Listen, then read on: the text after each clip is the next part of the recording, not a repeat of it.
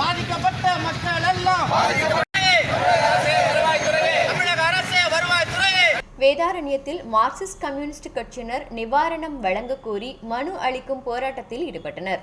நாகை மாவட்டம் வேதாரண்யம் வட்டாட்சியர் அலுவலகம் முன்பு மார்க்சிஸ்ட் கம்யூனிஸ்ட் கட்சியினர் 100க்கும் மேற்பட்டோர் நிவர் புயல் மழை வெள்ளத்தால் பாதிக்கப்பட்டவர்களுக்கு நிவாரணம் வழங்க கோரி மனு அளிக்கும் போராட்டத்தில் ஈடுபட்டனர்.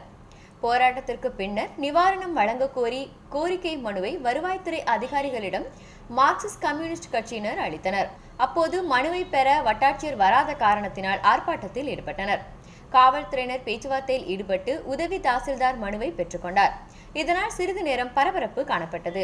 மனு அளிக்கும் போராட்டத்தில் வேதாரண்யம் ஒன்றிய செயலாளர் அம்பிகாபதி, கோவை சுப்பிரமணியன் மற்றும் விவசாயிகள் 100 பேர் கலந்து கொண்டனர்.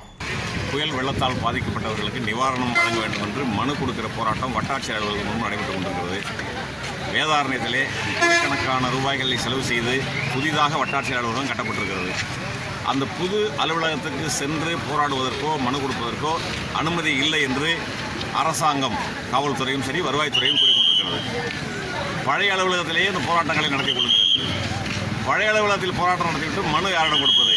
அதற்காக பெரிய அளவு அதற்கு ஒரு போராட்டத்தை நடத்தி துணை வட்டாட்சியர் சாலையிலே நிறுத்தி நம்மிடம் மனுவை வாங்கி கொண்டு சென்றிருக்கிறார்.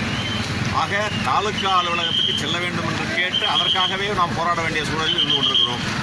மனு கொடுப்பதற்கே இவ்வளவு பெரிய போராட்டம் என்றால் அந்த கொடுக்கப்பட்ட மனுவில் இருக்கிற நிவாரணத்தை வழங்குவதற்கு மீண்டும் தொடர்ந்து நாம் போராட வேண்டியிருக்கிறது. மார்க்சிஸ்ட் கட்சி தொடர்ந்து அத்தகைய போராட்டங்களை முன்னெடுத்து செல்லும். தினமும் காலையில் உள்ளூர் முதல் உலக செய்திகள் வரை தெரிந்து கொள்ள வாங்கி படியுங்கள்.